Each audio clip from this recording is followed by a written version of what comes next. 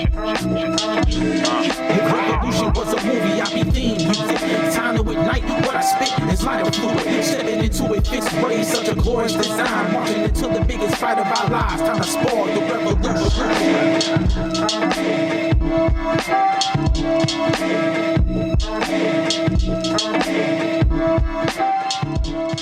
Ladies and gentlemen, all my kinfolk, all my great folk, welcome to the BLKFLA experience. We are the cultural archive for the Black political movement in the state of Florida, where our purpose is to help you reimagine a Florida where Black people are able to live in freedom, equity, and authenticity. I am your host, as always, Jamal Steele, and we are taking this time to dive into all things Black politics, as well as Black culture. So let us get right into it. So I have the distinct honor and pleasure of introducing to some and presenting to others the greatest person that I know in my life that's not my daughter. That's just what it is. She is an organizer. She is a DJ. She is a mother to two awesome, incredible kids. She is a fur mom to like countless dogs. That's five. Puppies. Five. That's enough, sis. She is a co-founding member of the greatest squad ever in the history of Dream Defenders. Yeah. Ooh. They're gonna get on my case in August. It's fine. They'll be all right. Because they know Pensacola Squad is awesome. Period. Shout out, of course, to my awesome and incredible baby mama, Aisha Williams, who is the trifecta of madness. That is Period. You very much so. The trifecta of madness that is the co-founders of Pensacola Squad. And then we just brought everybody else in along. For the ride. Like, let's be real about this. And she is the Democratic candidate for Florida State House District 2. Y'all see it. Y'all see it. Y'all about to see it in a minute. Y'all give it up for the incomparable and incredible Haley Morrissette joining us today on BLKFLA. Hey sis, how are you? Hello. I'm so excited to be doing this with the bestest of my bestest friends. That's me. Hi. Yes, Listen, we have dreamed of platforms and moments like this. So we have, like, we talked about this we've talked about this honestly since the first day we met each other. It was like, oh, this is really awesome. Let's do a podcast. So, like, quick story for everybody. The first time that we really met each other, was in a club that ended up becoming a spot where Hale started doing events at. Shout out to the Platinum Club, all of the things. So the next time we really got to hang with each other though was at her birthday party. And her birthday party was at Open Books. Shout out to Scott. Shout out to all the great people. That was also the first time I met Devin. Shout out to Devin, Cole, and the people that Strive. Oh wow. That was literally the first time I met Devin. Yeah. And they're awesome. But it was at her birthday party that we determined, oh, this podcast situation might be a great thing, because we had a whole debate about Black men are the white people. Black men are the white men of Black people. Shout out to Damon Young. What a time we had. That was a moment. Yes. That was. Shout out to Damon Young. That was a time in history. Because we continuously repeat. Yes. Because everybody who was at the party, literally, because it was the after party portion of the party. Yes. And everybody who was at the party literally stopped what they were doing and just looked at us. and and after we kind of like stopped the debate back and forth, we looked around and we just noticed everybody was, and I was like, yeah, like we kind of should do this podcast thing. This should really be a thing. This would be great. Yeah. And here we are. So here we are. Let's get into it. So our first segment, of course, is what we talking about. What we talking about is us pulling something great and awesome from the culture or from Black politics and figuring out, hey, why is this a thing? And so for us, I'm going to share my screen. It's going to also come up on the podcast for all you wonderful movie people to see. And here we are. So what you all are looking at currently right now is the top counties in the state of Florida with the highest percentage of Black population in said counties.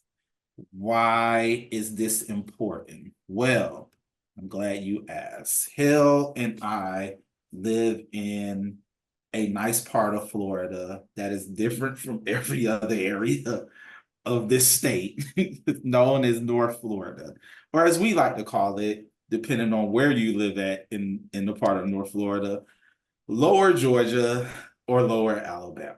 Lower Alabama, baby, is born and raised. Born and raised. You know about us. We were Gulf babies, Gulf Coast babies. That part. So if you look at this list of essentially the top 20 counties in the state, it might be a little bit more because it's literally showing all of the counties, all 67 counties. But if we count the top 20 counties, which I will 1, 2, 3, 4, 5, 6, 7, 8, 9, 10, and then 1, 2, 3, 4, 5, 6, 7, 8, 9, 10. We stop at Gulf. Gulf County is the 20th county. So the top 20 counties, most of these counties are in North Florida.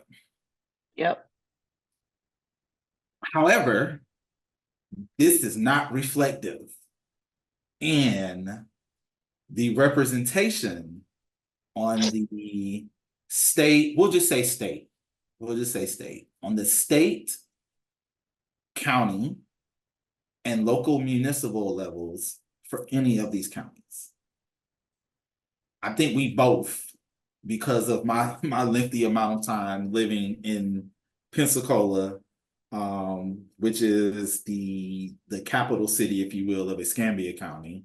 I think we both can say that in Escambia County, this is, yes, Escambia being the 9th largest county with with higher percentage of Black population, it's not reflective in state, county, or local politics. On a local level, there should be 3 Black people on Pensacola City Council. There's currently only 2. There are 2. And it's because the place where there should be a 3rd, which was District 6, which at one time was Ann Hill's district. I forgot what the name of that lady is that's in there now. It's is it Jennifer Breyer now? Yes. Yeah. Because I met her during the 2022 election. But that area of Pensacola was nicely gentrified. Was nicely and greatly gentrified, which is why there's not 3 Black people on city council. And there was only 1 Black person. No, Jennifer Breyer is District 1. Yes, Jennifer is District 1. Jennifer, it's another Jennifer that's District 6. Oh, I should know these by heart, y'all. I'm sorry. I'm going through a lot, and we'll talk about that later. Which is fine. We'll talk about why it is so busy in my life and how I am living in insanity. But yes, so Allison Patton. That's the other Mm-hmm. That's the other alabaster coated woman that sits there. I don't live there anymore, sis. So I like these are things I can do. You still live there. I don't live there anymore. So Keep talking. I can hear you. I would just go open this door real quick. you're fine. So in that, 3 people on city council, only one black person on county commissioner, Mhm. and there hasn't been a real representation of black people on the state level with as recent, if we're literally just talking about the state house reps that represent that particular area. And I mean, and honestly, people, there's a reason why we're using Escambia County as an example, is because it's very familiar to the both of us. So Right. District 1 and District 2. District 1 is currently occupied by Representative Michelle Salzman, and District 2 is currently occupied by Representative Alex Andrade, Andrade. which you will be having quite the time with in the second half of life. Because that's how we always look at election seasons, the second half of life. So in your That's what view, life has become. it really has.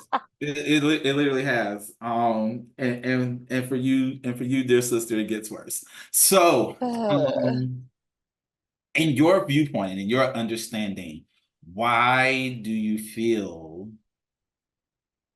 these 20 counties, of these 20 counties, 1, 2, 3, 4, and 5 counties are not in North Florida? So all of them are in North Florida, and honestly, most of these counties are rural counties. They've Right. just kind of really stopped looking at Escambia County as a rural county, because Pensacola is ever growing. But for every Pensacola, you definitely have a cantonment and a Century and a J. And those are all rural areas. It's all rural. Yep. So most of these counties are rural counties. Gadsden, which is the number 1 county. Absolutely, it's rural. And so, but yet it's not really reflective of the time period. Why do you think that's the case? Like, honestly, what is your feelings as to why that is the case? I think that, well, first of all, Florida holds such an important place in the history of the United States, right? Mhm. With Pensacola, aka Escambia, Scam County, baby. No, I'm just kidding. We Damn. don't be scamming people. But with Escambia County, um, actually being the actual first settlement, right, on in North America. Um, and so we really do hold like a really important history. There was a setup where the Mhm. state of Florida was supposed to be the black state. It was supposed to be the free black Florida for real, for real. Right. And so I think that there came a time where we really see how people were pushed into different areas that they were able to flourish just a little bit more in, the same way we kind of see gentrification, Right. and that it was pushing into those rural areas where we were able to flourish a little bit more. And that is North Florida, which North Florida is just it's way more important than than anybody gives it its credit.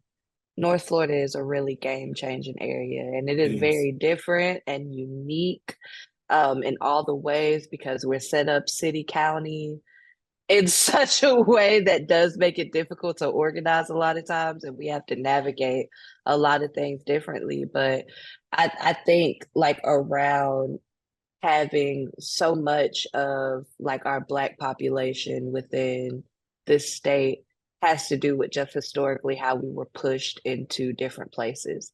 I just look at Pensacola, for instance, and think a lot about like how gentrification, where did all these people get displaced? Like from the Lost City, which is, if you're familiar, if anybody's familiar with Pensacola, we have a whole neighborhood that was displaced not even that long ago, if we're being honest, Mhm. by the interstate. And continuously we would see where government officials might possibly be getting kickbacks because they were allowing for interstates to be built over places that were predominantly populated by Black folks. Right.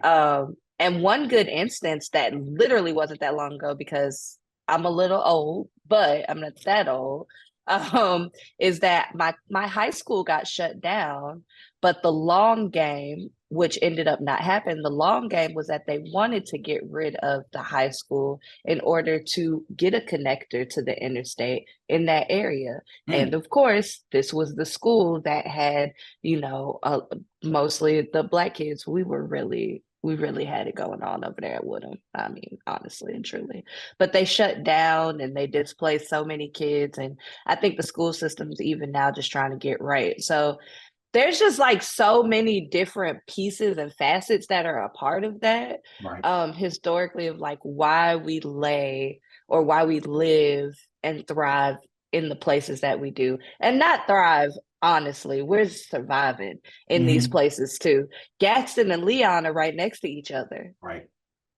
Like Literally. all of these spots, like Escambia is not too far up the road. I'm supposed to be driving over there, over to Gaston and Leon, through Leon and them this week. Like it's not that far. Alachua was right there. Like Mm. all of these places are so connected too. So Right. it's just the way, and I feel like as we continue to see people get displaced from places, um, as far as like affordable housing and stuff from North Florida, we're gonna continue to see people get pushed into rural communities, um, real bad, Right. real bad. And I remember us having a conversation the first full year that I had moved here to Jacksonville, Hmm. and there was talk in Pensacola of city city council wanting to consolidate city government into county government. And when we were having that conversation, I was like, "Sis, whatever you can do, tell everybody no. Tell them no, like the Hmm. resounding no, because that's the after effects of why Jacksonville still looks the way it is, still is trying to it's still trying to build up a substantial culture here in the area because of consolidation. Like it's so many organizers and activists here within the city who speaks on the ill after effects of consolidation. And a lot of the pieces around consolidation was the area of Jacksonville that's essentially known as the urban core. Hmm. Hmm. Um, those those particular areas were supposed to receive improvements substantial Right. improvements. And it's 2024 consolidation. Consolidation was 55, 65, 1955, 1965, and those improvements still have not happened. Like a Yeah. lot of areas here in Jacksonville still operate off of septic tanks. And you see the Hmm. after effects of that when heavy storms happen. I mean, you see that you see that in Pensacola too, especially in the area of Pensacola that's literally where City Hall it literally is. Where City Hall and the baseball stadium is at. And so what is it going to take to essentially um place power,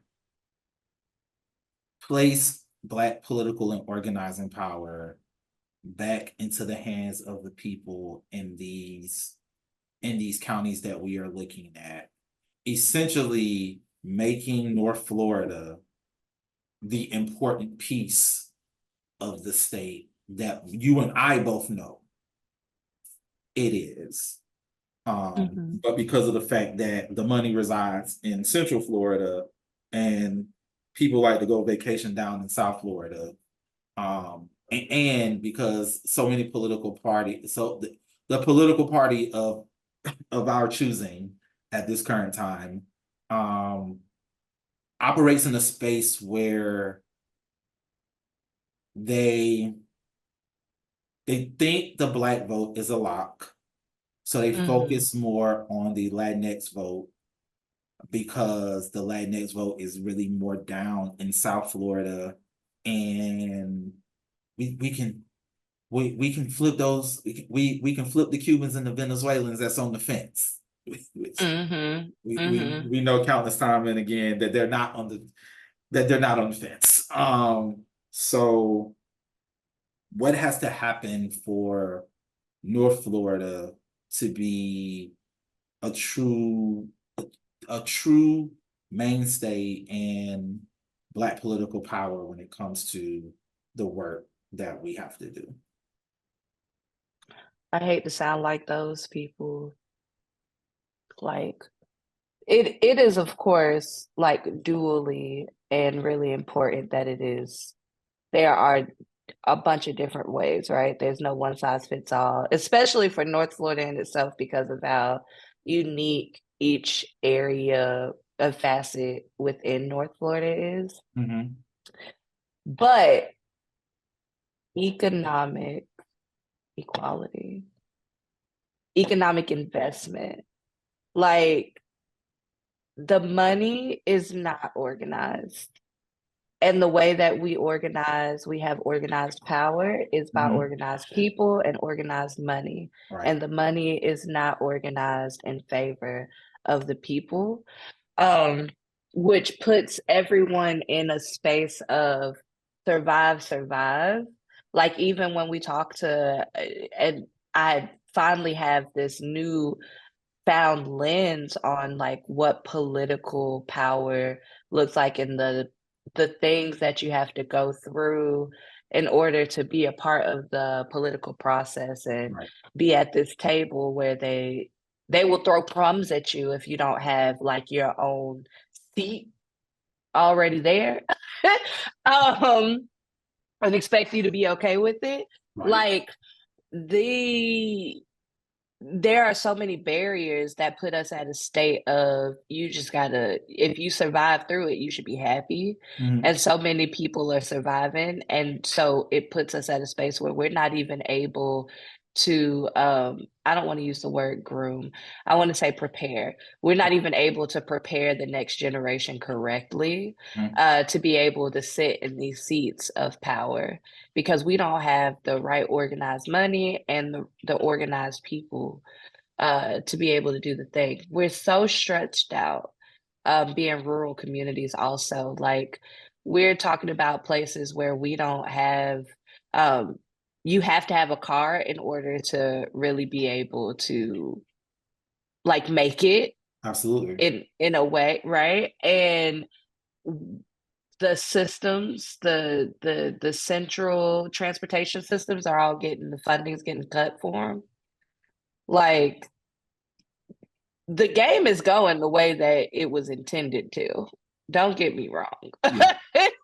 But for us to be able to really have a big upheaval and a shift, we got to have more investment and more economic power organized in our favor to really get some.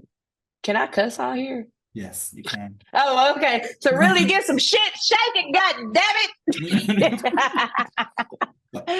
That's you. Test it out. Test it out. Let's see how far we can go in this process.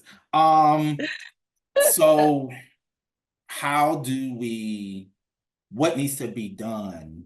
because we've had these conversations, but now we're just letting people in on our group chats and weekly / bi-weekly phone calls. How what needs to be done in order for us to be like, okay,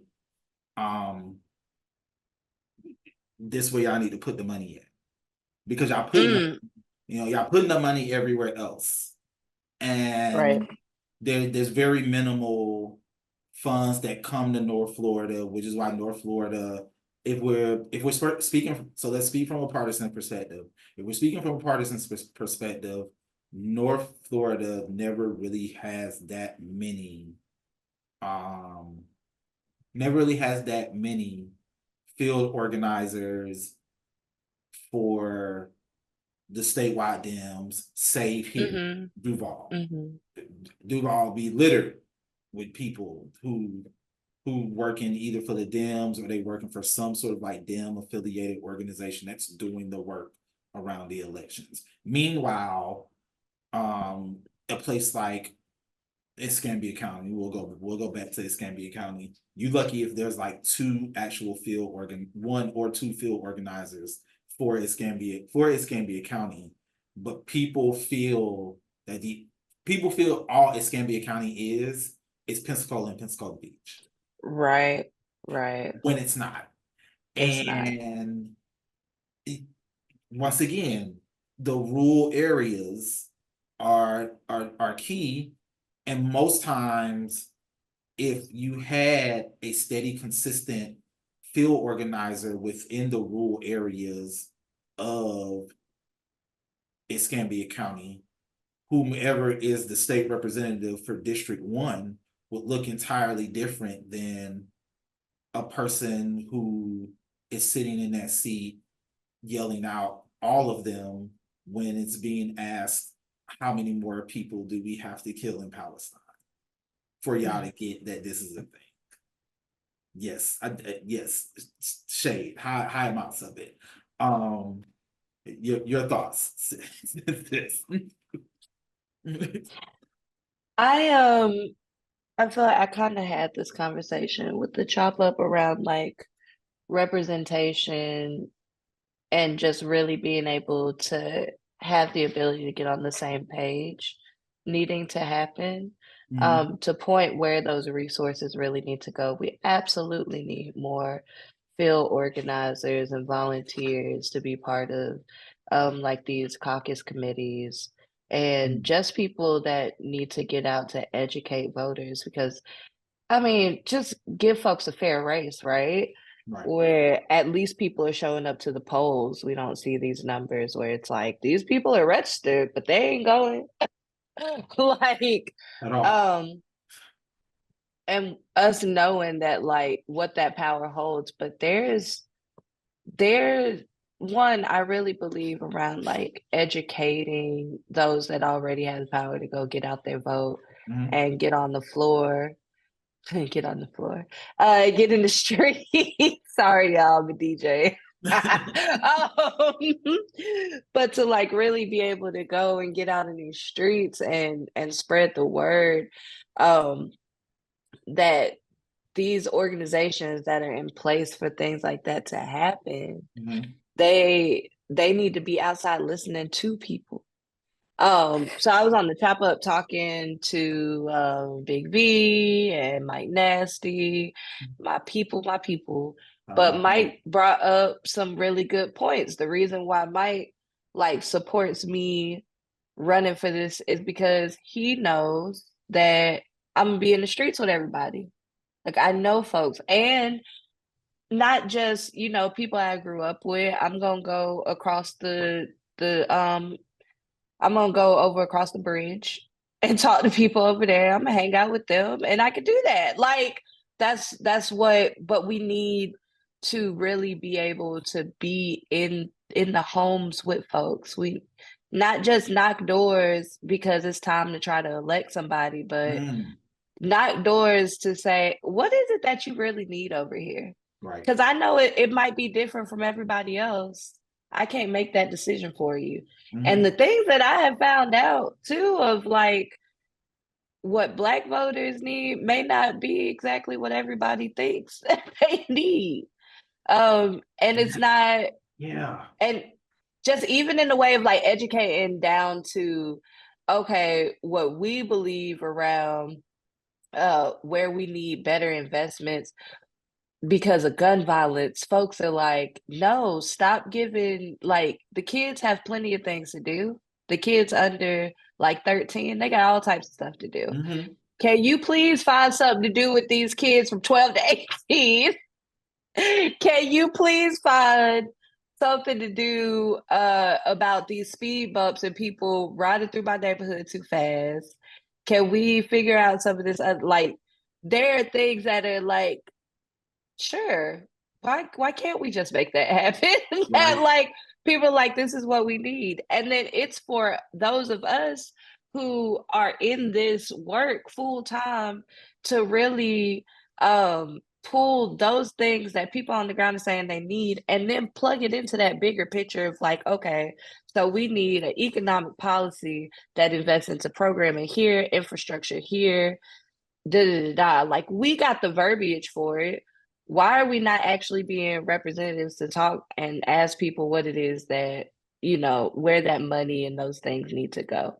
Because I'm sitting here looking at some they have like these programs to mitigate around Jesus, my words, okay.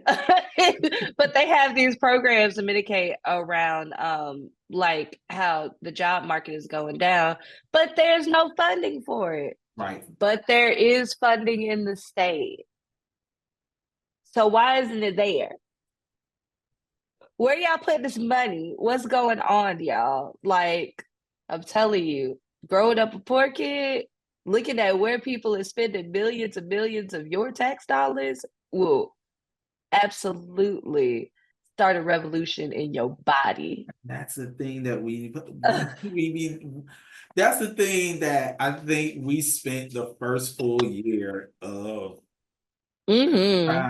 being founders and organizers of Pensacola Squad. There's the first full year we spent letting people know this is y'all money. Like, this This ain't is money your that just money. this ain't money that just like magically come out of the sky from the government and it's like, here you go, figure out Nope. what to do with these little hold-up communities that y'all represent. No, this is that thing that's the deadline for April the 15th, where that we have to pay every year. That's what this money goes to. You've been giving these people your cash all year long. Now they looking at you crazy when you like, hello, I just need a street light, baby. Whole street light. That's all I'm That's asking. all I'm asking for. I would feel a lot safer if I just had this street light right here. That's all I'm asking for. That's all I'm asking for. You know, better training for these officers that y'all just keep telling us time and time again we need them. So okay, well, since we do, can you train them a little bit better to Can where you do something about it? to where I actually feel safe with my life? I don't Talk know. to these folks. Yeah. My goodness. Tired of watching the news and seeing countless one of us becoming another hashtag and another name on my list. Like, my list is a revolving door now. Yeah. So It's ridiculous. But yes, I mean, unfortunately, I am one of those folks. When Hillary was like, "Well, you can't really change people's hearts," and everybody was like, "F you, Hillary, for saying that." I was like, "But actually, she got a point." And one thing that white woman had a point, which said, "You can't really change these folks' hearts like that. You can't, but you change the pockets, and heads will roll, baby." that becomes a thing. Absolutely becomes a thing. You change the hearts when you change the pockets. Oh, Lord. Honey. Shout out to Bonnie. And for us, ladies and gentlemen, that concludes my favorite segment of the show, What We Talm Bout. So let's get right into this next piece of life. It's Okay. time for us to talk to this awesome, wonderful individual that's kind of been in my life for 8 years now. Yeah. Wow. This has been an 8 year thing. Like I've literally been dealing with you for 8 years. Like how we've done it, I'm not sure. I'm not sure. Coffee and lots of coffee, prayer, and a lot of things of the medicinal variety. I was just gonna say a lot of vote yes on amendment. Vote yes Is on it Amendment three? 3, people. Is it It's amendment three happening. right? It's A lot of happening. vote yes on amendment 3. Good. Yes. Dang it. It's happening. It's a thing, Florida. Yeah. So, it's Haley Morrissette. She's here with us on BLKFLA. So, before we get into the interview segment, we always have our top fives. And you are now Shit.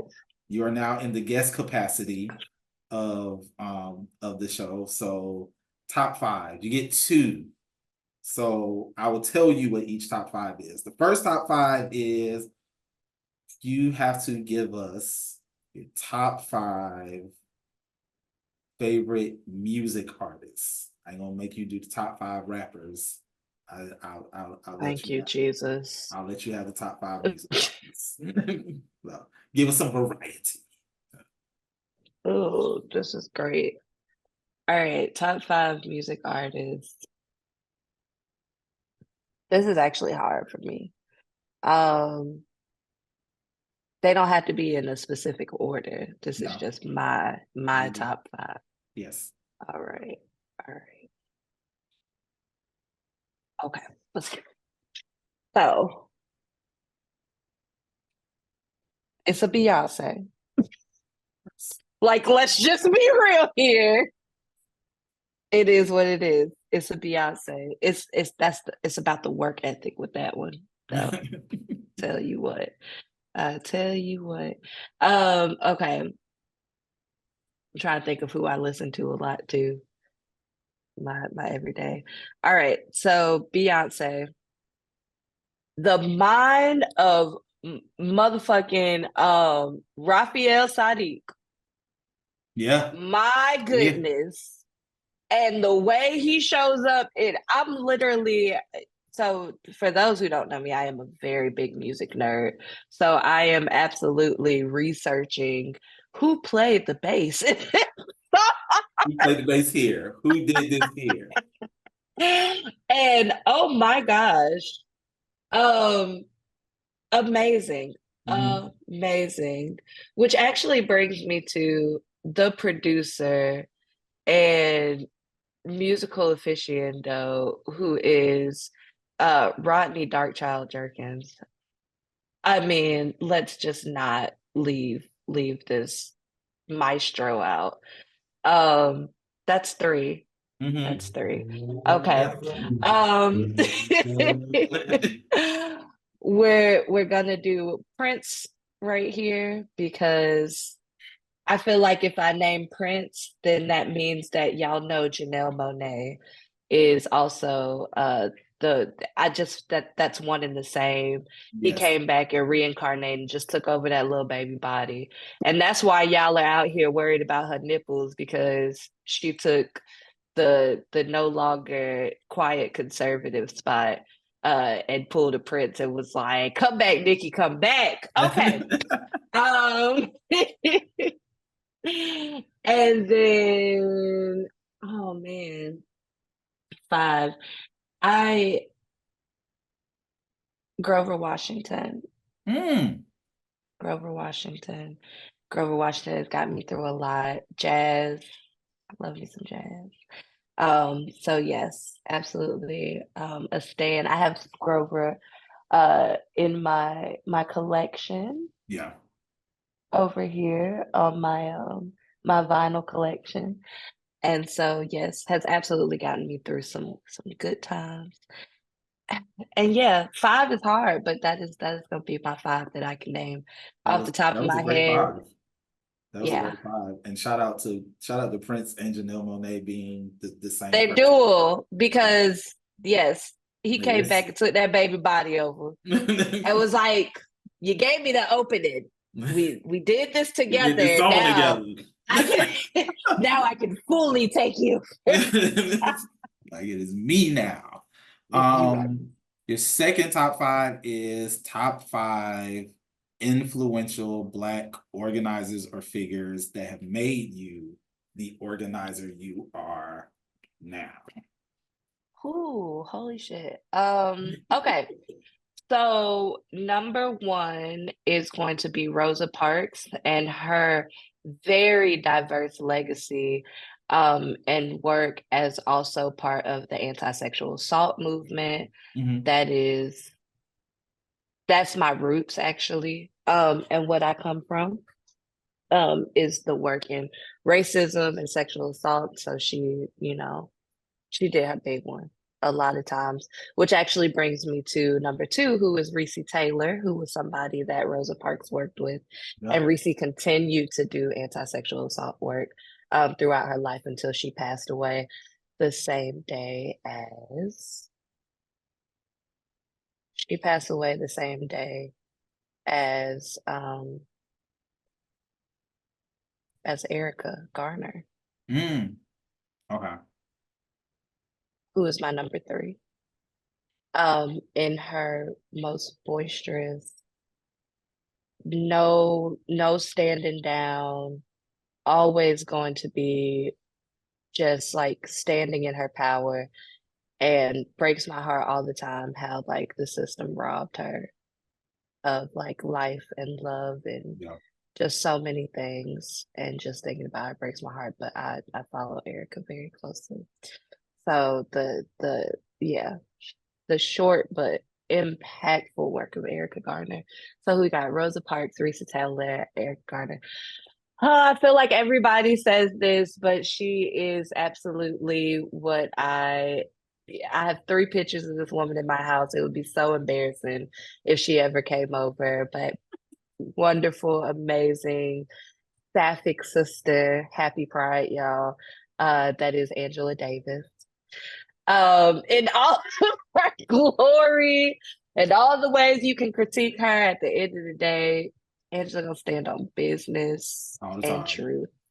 Um, and that just is what it is, and it's gonna come with a very clear, concise, like understanding, and just yeah, this is what it is. But just studying the work of Angela um has strengthened me in so many different ways, especially as an abolitionist. Um, and 5. Okay, so 5 is gonna be my grandfather, Okay. who of course is not known in history books or anything, but um my grandfather's legacy, um, that is Bernie Shumo. My grandfather did go to the military. But he was also very much like my grandpa held the duality of a panther and a non-violence freedom fighter within his bones. He held both of them.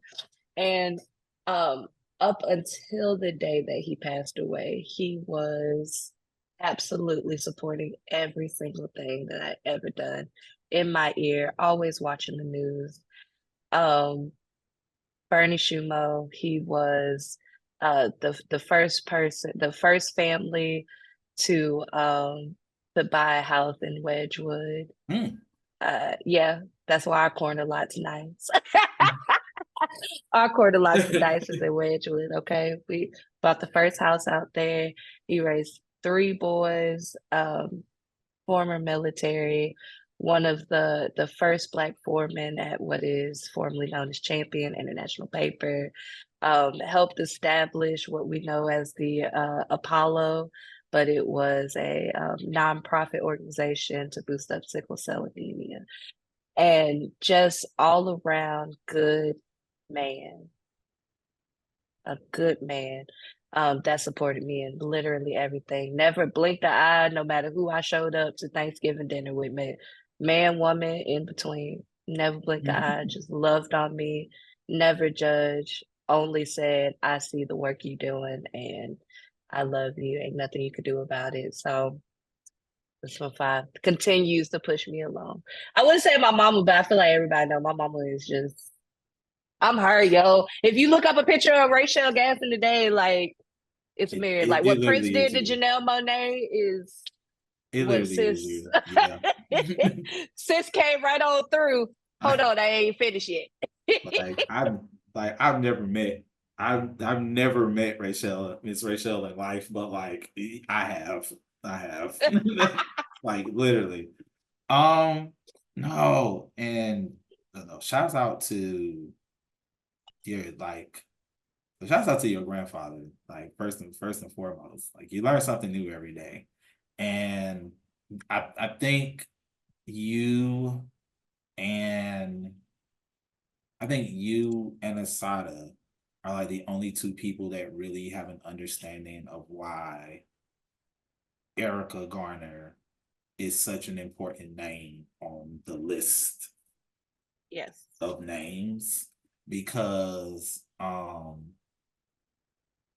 like her name comes right after her father's name on my list. And it was important for me to have Erica on there because wow police did not murder Erica Garner. The state is what took Erica Garner away from us because she was in constant stress and trauma fighting for what they did to her father. And her father's death is very similar in George Floyd's, and that we all saw. Like it was one of those we all saw. Like we've seen a lot of these, but too many times there's not video. Because there wasn't any real video of Trayvon, but we all knew about Trayvon. Yep. But we all knew about Eric Garner.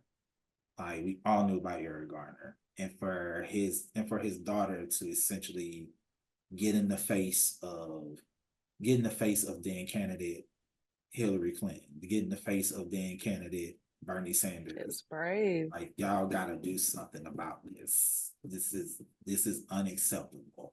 And fight the system the way that she did, but her fighting the system the way that she did is inevitably what brings us to the place of why Erica is in the space that she's in. I think it's important for us to like really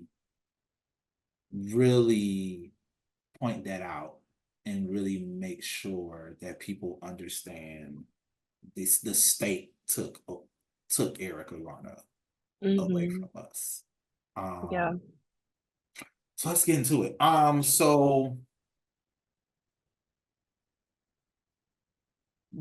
understanding now the legacy of your grandfather, and then knowing the legacy of your mom, was it ever a thing where was it ever a point where you were like, this was never going to, like, being an organizer, being an activist, this was never going to be a thing for you? Man, I think a lot about all of the different things that I wanted to be when I was growing up, right? And like who raised me. And like, let's be very clear, my mother came from an amazing family. She was born in Memphis. My grandfather was from Springfield, Illinois. Her father, and my grandmother was from Memphis, but was born in Mississippi. Like my heritage is rich in people that come from just a I come from a legacy living and dead of people that just were really about community Right. and taking care of each other. Like I didn't get a chance to grow up with the be selfish folks. And not saying that that's, like there are people out there who's heartless and like be selfish, but also like I didn't grow up in a way of like, we not finna be part of a village. Always been part of a village. Um, and so I just don't, and yeah, just like thinking about the things that I wanted to be when I was growing up, I wanted to sing in a rock band. I wanted to be a DJ. Still like sang in a rock band, but I'm gonna get there. I've been in a band, singing in a rock band, being a DJ. But I'm like all of these things that I wanted to be, all fed back into like bringing people together or in some sort of way, happiness, and just like ending up a social worker. I remember I was just thinking about this. It's so funny. My mom would go around and tell people when I was in like third grade, this is the future president of the United States. And like now that would make me cringe. Like, say, like I don't want to be a war criminal. Like, but back then it was like yeah, if my mommy say that I could be the president of the United States one day, then I can. And I've always been like a really type A kid. And so what did I do from third grade? I researched that all of these presidents they had been attorneys at one point in time. The most influential and impactful presidents at some point in time had been attorneys or in the military themselves. Right. And I was not going into nobody's military because I didn't like running and doing things of that nature. If it wasn't a dance competition, leave me the fuck alone. But argue and talk all day, clap me up. What? By the time I got into high school, I was in law academy because I was following this idea of like, this is how you I get to wanted that place. this is how I get there. And then just from there, and I'm sitting here thinking, I'm like, ended up in law academy because my mom told me I could be president one day if I wanted. Who knew? Like the power of parents. And being in law academy sent me to a place of learning the lobby because they used to take us to Tallahassee to meet with legislative aides and talk about like sit in session and learn how to lobby. And then of course go into court and stuff like that. And I'm like, this is I really had like I didn't have a choice but to get to where I am. It could have been maybe it would have been a different route if I did go, straight into law school instead of being like, I'm not sure about that one, but I feel like over here there's something else there's something else that's pulling at me, which ended up being social work. And I chose social work because I realized that I had the flexibility and freedom to almost do any type of job I wanted to and have the skills behind it. And I could organize and like the ethics of being the ethics of being a social worker coincided with all of my ethos as an organizer. Okay. Like to stand for something. Yeah. Okay. So I ain't had no choice. These people primed me and they ain't even know it. Period. So, two things come into play with you as far as what I know about you when dealing with you, not just in the personal space, but also in the activist organizer space. And that number one, the two joys of your life, if you will, Nico and Dante Jr. Dante. And then the second thing is your unabashed, unadulterated queer identity. How do those how do those things factor into the choices that you make when it comes to how you organize, when it comes to how you move, when it comes to how you move in spaces, and when it comes to how you move in spaces that aren't necessarily receptive to people who are unapologetically Black, which, if y'all know anything about her children, they are. As Like Jesus. that one. But then also not really receptive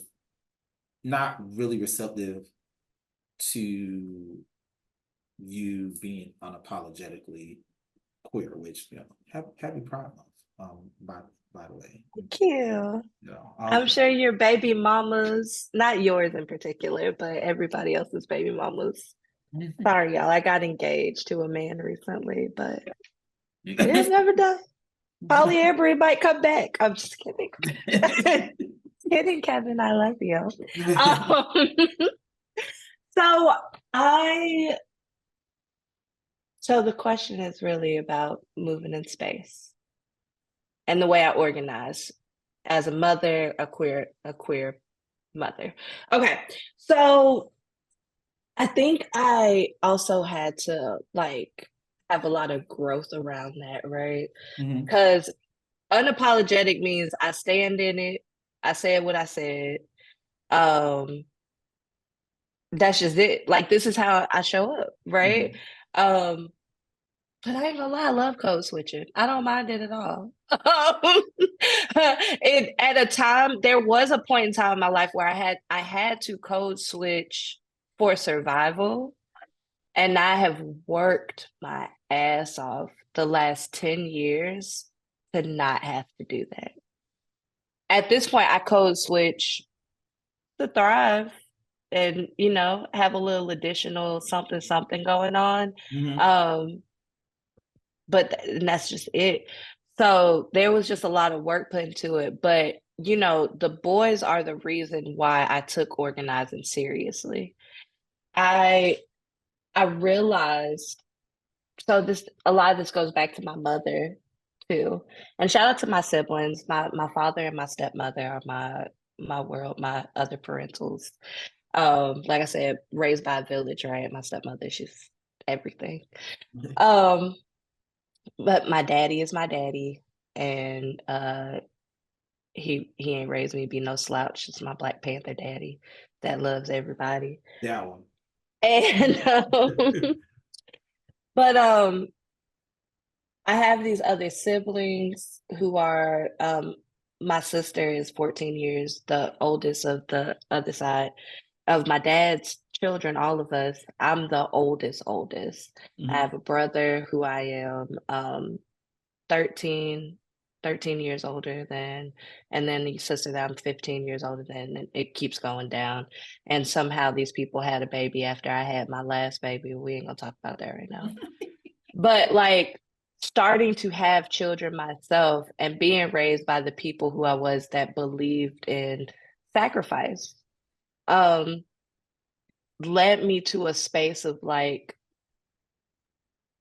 I, by any means necessary, need this world to be better. And I'm prepared to sacrifice bits of myself in order to make sure that their world is the world that they need. And a world where they don't have to sacrifice as much of themselves as we move forward. But I realized I had to do a balancing act with that because I felt like the world robbed my mother and made her sacrifice every little shred of herself. And I didn't like that. And I'm her only child. So I felt like it was really on me to make sure that there's a legacy built that really reflected her, that lives on, rather than when I'm gone, then that's it. Our legacy has to continue on. We know matriarchal lineages is just super important.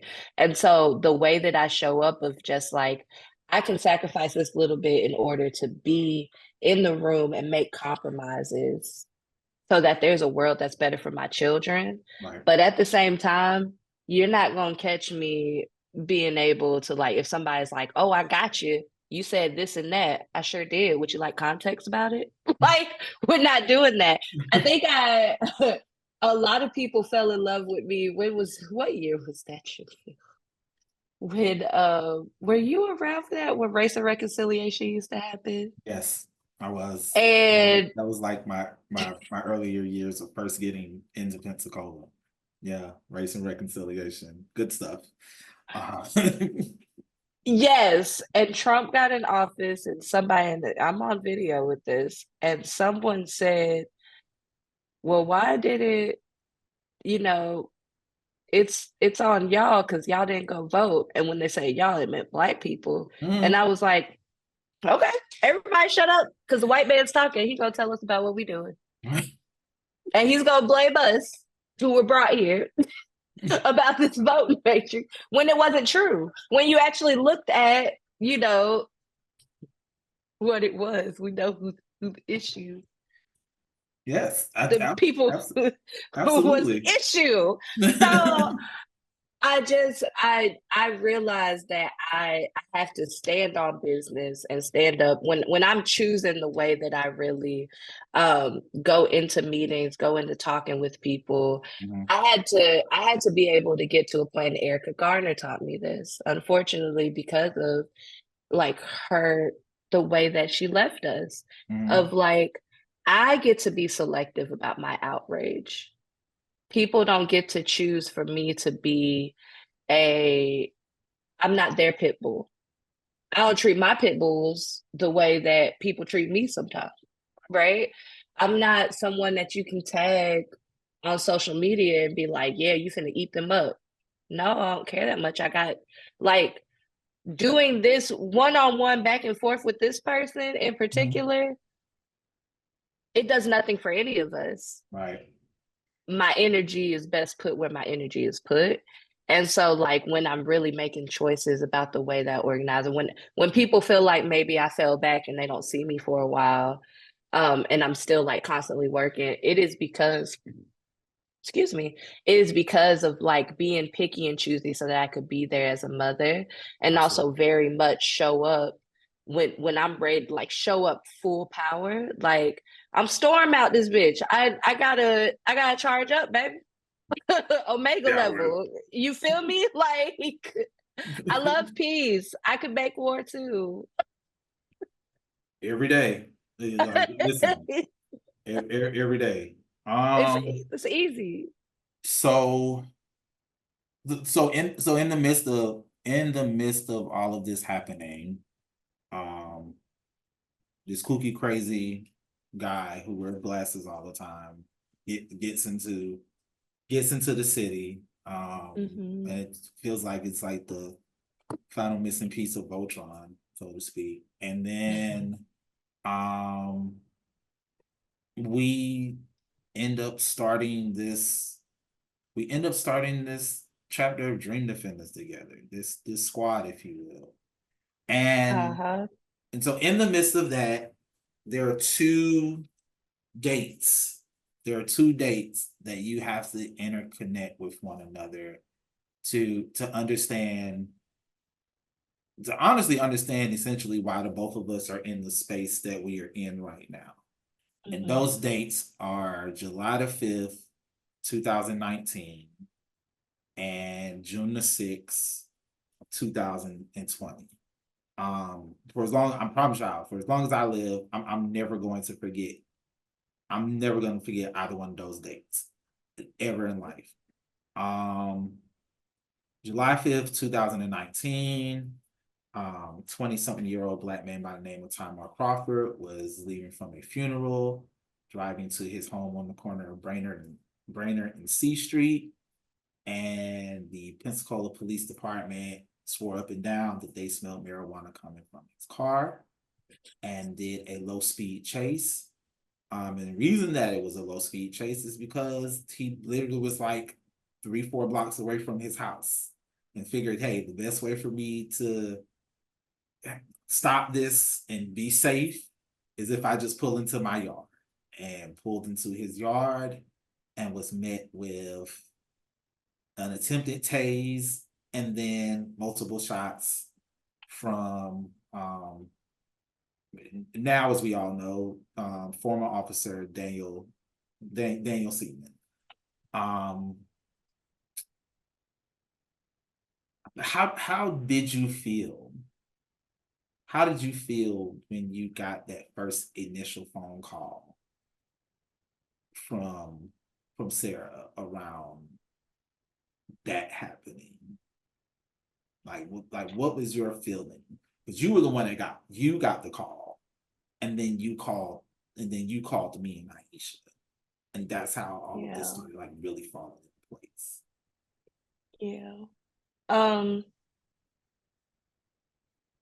Well, shout out to Sarah and Jansen. No matter any of the things we've been through, y'all. Shout out to y'all. And because in this moment, they were the neighbors to Tamar and his family. And I really do remember my heart dropping and just having to kind of sit for a second because we had just formed this squad and we were like just really trying to get into like, let's go outside. We had just had this Juneteenth gathering. We just finished up doing the training for our fellowship and we were like bright bushy tail type shit, right? Like trying to balance that, and I still was working full time as a trauma therapist.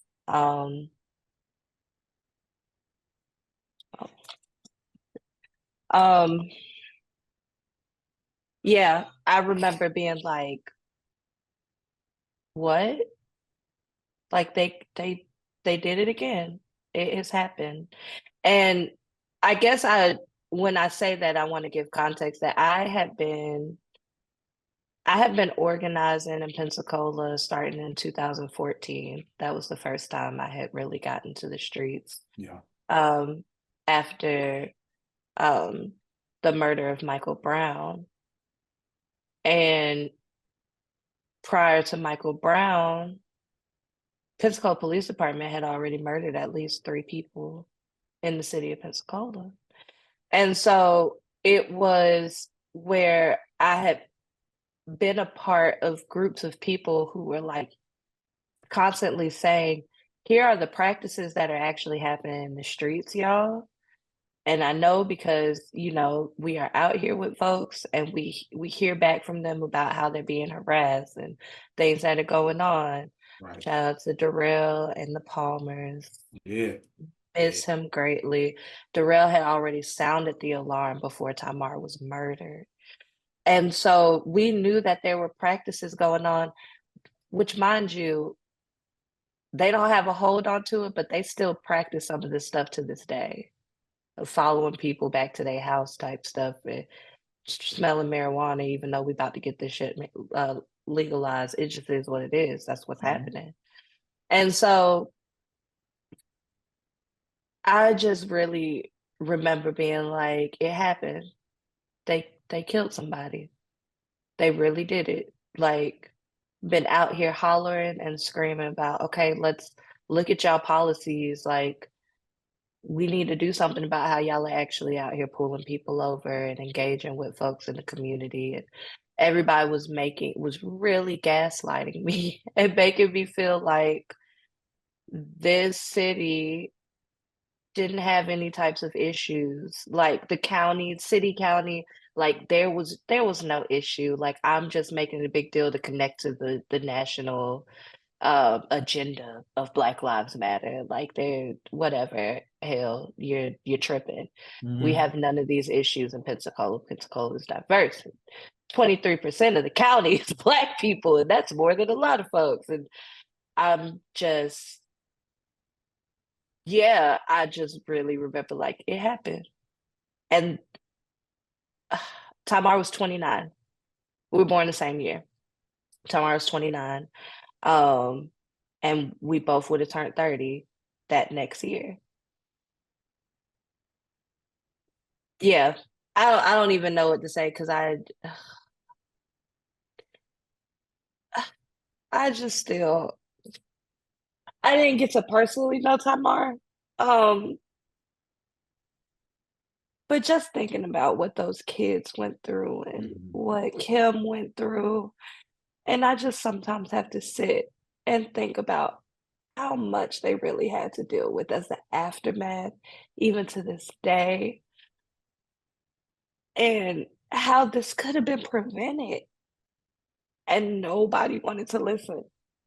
Not nobody, but like, but it was cool. It's a cool thing to do this, but outcomes, really, should we really have them? And I just feel like it was preventative. Yeah. It shouldn't happen. It shouldn't happen at all. Okay. So I just definitely remember just feeling like this should not have happened. So I remember once you called us, um, he was like, "Oh, I'm going over to the house. If you need if you need me to come get you." And so we rolled over. Um, that was like the first time that we had seen Kim, the kids. That was my first time ever meeting Darrell. Um, Mhm. and then the three of us literally sit in your house and devise this plan of, okay, so y'all ignored all of these things that were being said to you, and now it's in your face. Y'all can't ignore this any longer. And Mhm. so we kind of wrote out these lists of demands. The family looked at them and was like, no, like, yeah, like all of these make sense. Because we didn't want to put these lists of demands out if they weren't rocking with it. Right. Um, and so I'm reading this verbatim from P Cola Squad IG, by the way. It's P Cola Squad with two D's for y'all that likes to follow the Instagrams. Um, names of all officers involved, immediate termination of all officers involved, City of Pensacola to legislate and work to establish a civilian oversight committee, deprioritize the enforcement of activities such as marijuana possession, loitering, disorderly conduct, and random stops in high crime areas. So pretty much deprioritization of low level drug offenses. Quarterly police trainings, implicit bias, community interaction, and then restitution for the family. Restitution for the family. Mhm. Mhm. So before we get to 2020, we get 1, 2, and 5, which 1 was names of the officers and the officers being fired, and then 5 was the quarterly training, because that's when they brought Cedric Alexander down to Yeah. to do those trainings. Great guy too. He is like, nah, I still love Cedric to this day. Like, Yeah. I need to call yeah. him. Yeah. So then, but like that's 1, 2, 5. Mhm. There's still 3, 4, and 6. Yeah. So then we get to 2020. It's a whole panini out here in these streets, whole panorama. Um, Mhm. everybody masked up and hoodied up and whatnot. And then May of 2020 happens. George Floyd goes down. And I remember this because like this was the catalyst for you as to why you ended up going to Graffiti Bridge. The catalyst for Yeah. you, which was the same catalyst for me, even though I only went one time.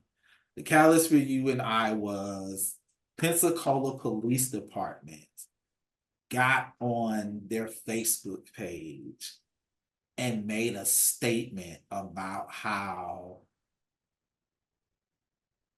they wanted to make sure that we all came together as one under this tragic situation. And I remember calling you on the phone and was like, "Hey, did you just see this nonsense that PP?" And that's when I started coining the term and had everybody saying, playing in your face. Yes, yes. That was the moment. And It was good. and so there was a mural that was put on Graffiti Bridge of George Floyd. Mhm. And then the next day, someone came and next day we all found out somebody came and defaced the mural. And so a group of individuals came, stood guard as the mural was redrawn. People started calling me, people started calling you. Oh, well, first they decided they were just gonna paint the whole thing black since they wanted to Black Yeah. Lives Matter, we're gonna black out the bridge. Mm-hmm. Shout out to Kyle. Yeah. So that was what happened. And my little brother Brandon was there. Yeah. And Brandon called. You need to get down here. And I was like, boy, it is a pandemic. He was like, no, it is people here. There is no organization that is here to organize people and come get names, do something. I was like, grab a clipboard. All right. Yeah. So shout out to my little brother, knowing, even though I wish he would really get involved. But that happened. And then, yes, then we got the mural repainted. And the next day, we had a rally and they painted Tamar Tamar's on the mural. other side. Yeah. Because like we raised saying about the fact, yes, this George Floyd situation is madness. But literally almost a whole year ago, this happened here.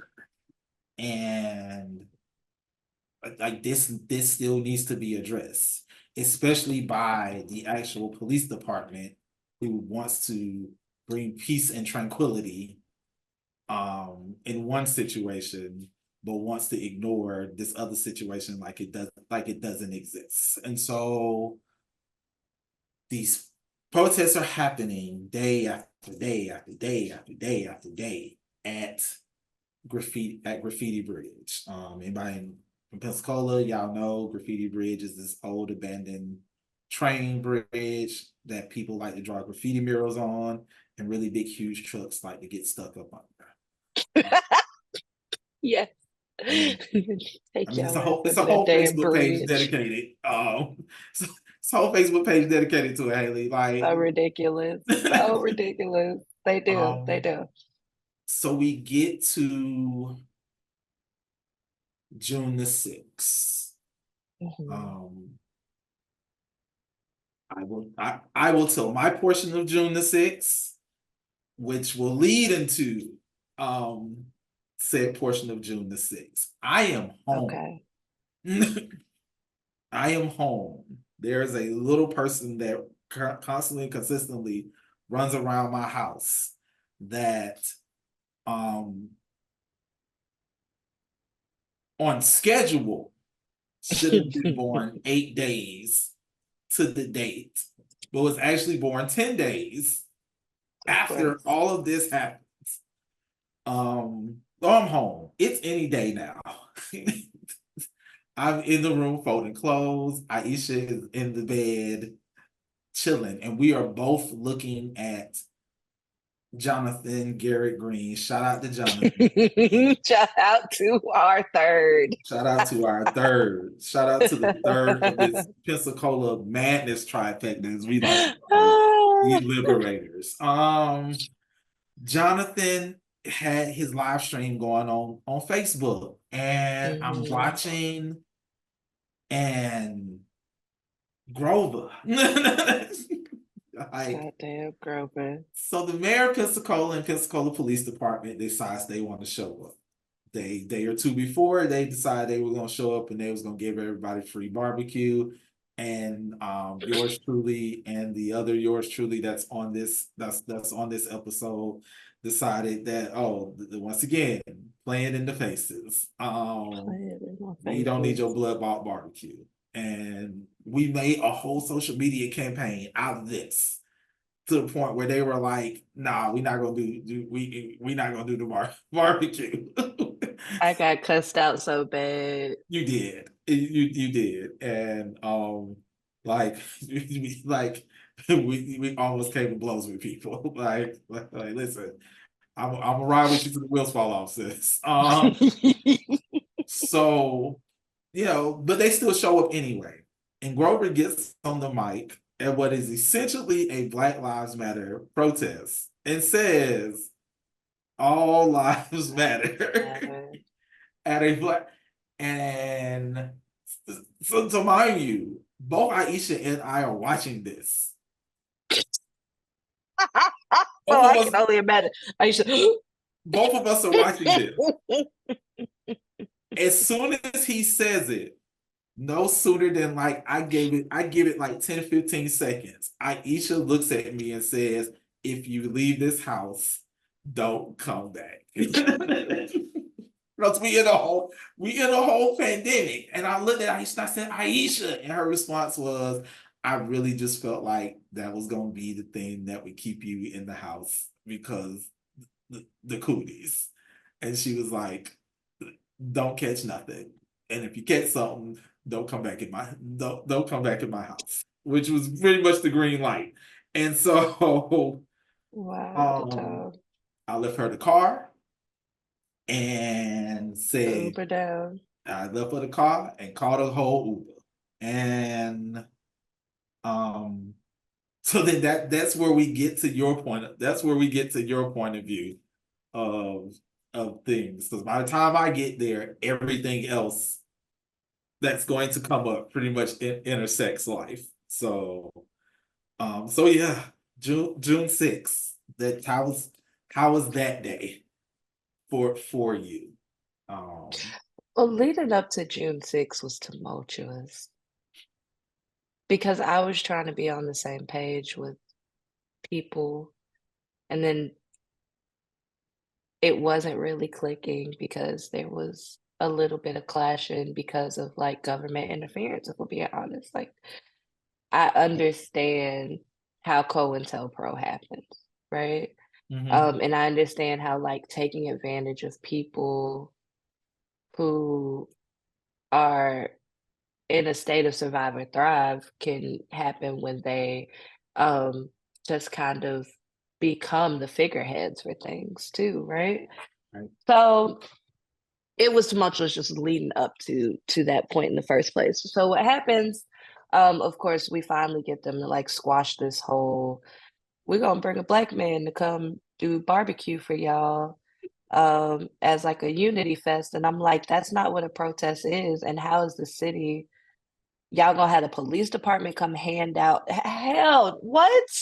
Are y'all crazy? So there's this thing. So people are kind of apprehensive with me too, because I'm like, I ain't gonna lie, I'm like, little old lady, no, this is like, I have let y'all go far enough with this. It's time to stand on business because the mayor has been invited to speak. And so many other community leaders, like the mayor has been invited to address the issues, and he needs to address what the issues are in his community. This is not just about what is happening nationally. Like, we have issues right here in our own backyard that connect to this huge picture. What is he going to do about it right here? And it was, because to point this out, the list of demands were reintroduced. yes. So you have to address this. Yes, they were reintroduced. So it wasn't like people were just out there protesting just to be a part of something, which for some people maybe, but really tried to make a point of like reiterating, we're building people power because here are the things that need to happen. And do y'all agree with this? Like, there was a whole thing. There was a speech around it, everything. A few times, right? Because at this point we had been outside honestly, we had been outside protesting for at least a week or so every day at this bridge. So, all right, we get to the 6th. I have been asked to be a person to speak. Um, and there is a group of organizers and other organizations that are just super supportive, and they're like, so what you gonna say in your speech? Is there a thing you're gonna do? Like, what's going on? Like, we feel like we need intervention right here at this point, because it just felt like, okay, the mayor is here. How do we what do we do in this moment to like really solidify and submit, like, you need to address this? So gave him a chance to speak, and he said what he said. Mhm. And I kind of blacked out and kind of lost it. And then I think a moment happened where I had already called a bunch of people who have been organizers in the community for a while. I was like, really need y'all support to come out here, because Grover is going to be out here. And we just need to show our people power. He needs to see the leaders who have always been calling out these issues. Like Jermaine and Darrell was out there. Like we had our guys out there. Mo B was out there at the time. Yeah. We had our people. Um, and so he said what he said. There was probably like two other people that was speaking before me. And I promise it felt like I was in a boxing ring. I remember kind of blacking out and then seeing people, they're like gathered around me, like, we following your lead. And I'm like, where are we going? In my head, I'm like, where are we going? What are we doing? I don't know what's happening. Right? Like, he's playing in our face. I'm angry. I am Mhm. because this is the same mayor who watched us gather over 600 people on multiple occasions 600. Yeah.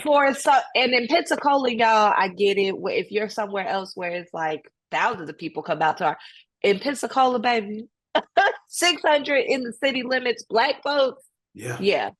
Um, it just I just remember being so angry. And there were so many other people that were angry. And there were other things he said in the speech that just like, it did not address our concerns. It did not make people feel better about the work that they had been doing by coming out there, because they absolutely did work by showing our people power and just like really standing on it, not being afraid. And nobody wanted it to become, anything more for real, for real. Um, so was able to speak. Pretty sure I said some stuff like, there's a quote, something about a table and crumbs and making our own damn table. Mhm. And I was like, y'all said y'all gonna follow me. Yeah. Let's see what happens. And I went out and blocked the street first and got on my knees Yes. and prayed. I Where? was praying. Yes. Where is I was calling on the strength of my mother it? and all of whoever could give me strength in that moment, and ask for guidance of what came next. Because yes, this was a symbolic moment, but this symbolic moment was not the moment that was going to push this man to address what needed to be addressed. What was next? And this is the point where I black out and don't really remember the full of what I did next, but it was standing up and doing the thing that they didn't want us to do, which was blocking the actual bridge, the Chappie James Memorial Mhm. Bridge, um, and blocking money until the mayor came and spoke to us and made a decision on how he would, go about. Because at this point, he had stopped taking calls from us, Yeah. stopped showing up to meetings with us. It was whatever it was. We needed to rush a process, and we had been calling and trying to get him to like move along with things. Folks had been telling us he was playing in our face by he was gonna put a dream defender on this board, but it was not gonna be a Black dream defender if he could help it. There was this all he needed to be able to control the narrative, and that is not what was up. It was about the people. And so we blocked the bridge, and the mayor agreed to convene the citizen review board, and well, it was the advisory board. And Nathan Monk asked if I would be appointed to that board, and I was appointed to the board along with Jay Green and Drew and Kyle, and some other really wonderful people, actually, like Pastor Marshall. Yeah, that's what happened. But it was a man, I think I'm still working through a lot of feelings just from that time period, from 2019 to 2020. The things that happened between that. I am still filtering through a lot of feelings and where I was.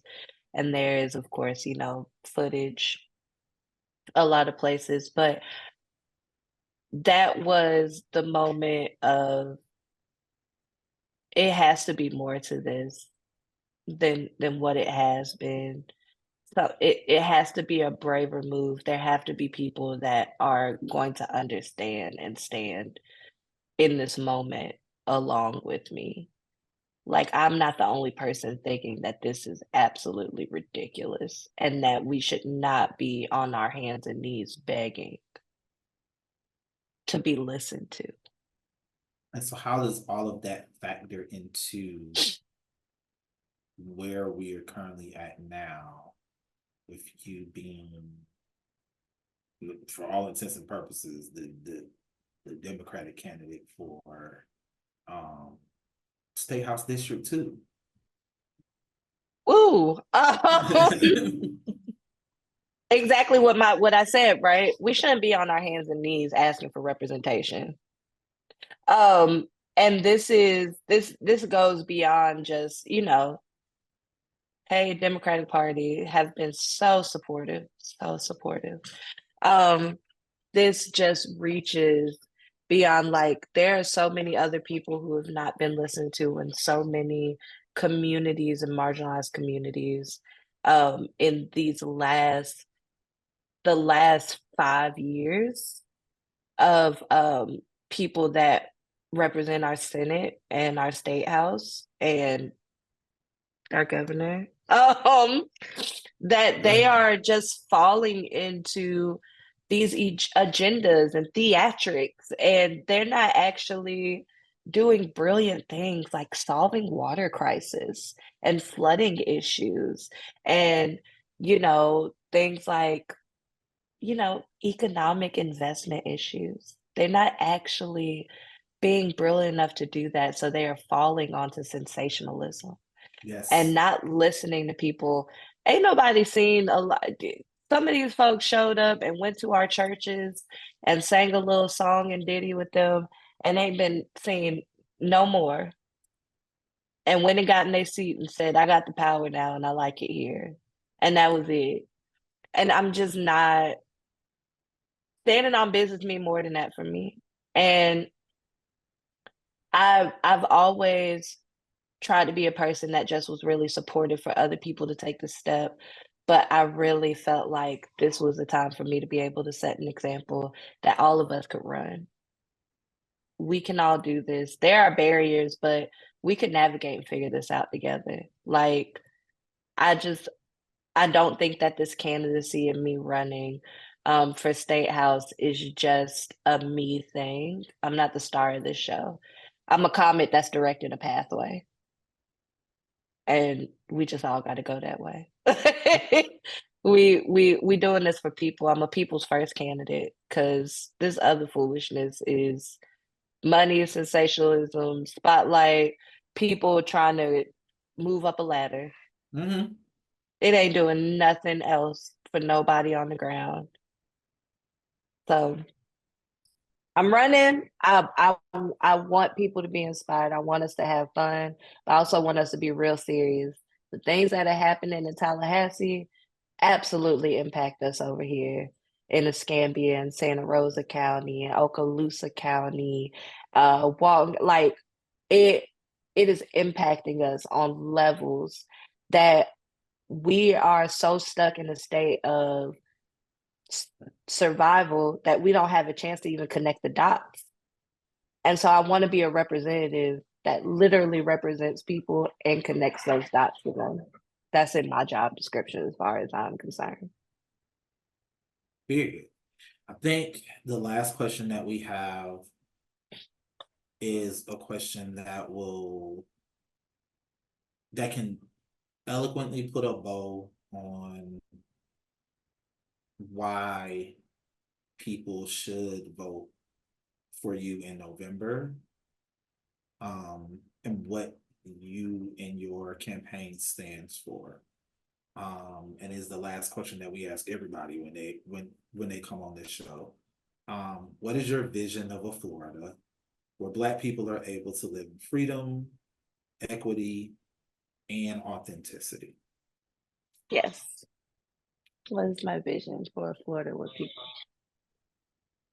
It's where everyone literally has a space to be free. And that freedom looks like freedom from violence, whether it be internal or external. You know, we hold internal violence against ourselves from time to time, no matter who we are. I'm sure there's some white men that could feel me. Come on, brother. But no, for a free Black Florida, right?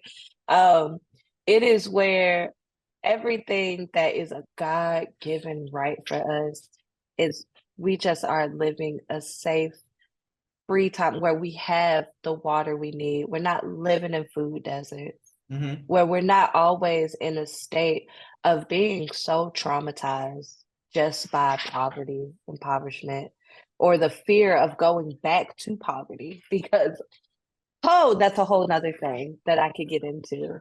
But what my pathway, what my vision is, that everyone has hope. Everyone has a chance at some sort of healing, no matter what it looks like. It might be the need for cannabis. It might be the need for mental wellness and healthcare. It might be the need to be able to establish a village. What does that look like? It might be the need to be able to help be a security blanket for the rest of the community. Whatever that looks like, that's what that freedom and a free Black Florida looks like for me. And of course, people being able to have accessible healthcare for everybody. People don't even realize how important it is to keep your dentistry up and how it can heal so many different things in the body as long as like your teeth are okay. It is things like that. But just like the freedom from that, it is just the basic free tenets that we are required and are able and are our rights. Quality air. Oh my gosh, don't get me into my environmental bag right now. Especially with But just, oh gosh, yes. Remember, y'all, remember Wedgwood, my family bought the first house out there. And we're dealing with it, right? Let's go up. Shout out to Francine. yes. Running District 1. And yes, and so that authenticity is people being able to live and thrive with their chosen families authentically without the fear of violence. I just want to reiterate that, without the fear of violence. And that fear of violence comes a lot of times from, unfortunately, not having the resources for mental wellness and healthcare. And then we can just go dig deeper and deeper into that hole. But that's where we start. Where we start. I appreciate you coming on the show and doing this for this episode. I feel like we should do this more often. I feel like this should be a thing. Like, I think I'm with it. yeah, I think I'm pretty with it. I would love to do this more often. I feel like this should be a thing. So like I think we're just gonna go ahead and make this announcement now that this is no longer a one person show. This is now officially, a two-person show. It's always been. I've just been the big head that was controlled by Richard Pryor. Not the big head All the things. So no, it's us. Like Hey next y'all. next week's show, next episode is gonna be us, and then the second half of the season is gonna be us from now on. It's Hale and Jamil, Hale and Jamal, BLKFLA. So this is Hale and Jamal showing y'all love and appreciation for joining us on this BLKFLA experience, and it'll be us from now on. So DJ Hale in the building, baby. So y'all stay free, y'all stay blessed, and y'all continue to get acquainted with greatness. And we will see y'all the next time.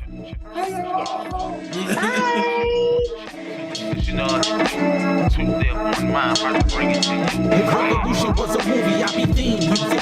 Time with night, what I spit is light of fluid. Stepping into a fixed way, such a glorious design. Marching into the biggest fight of our lives. Time to spoil the revolution.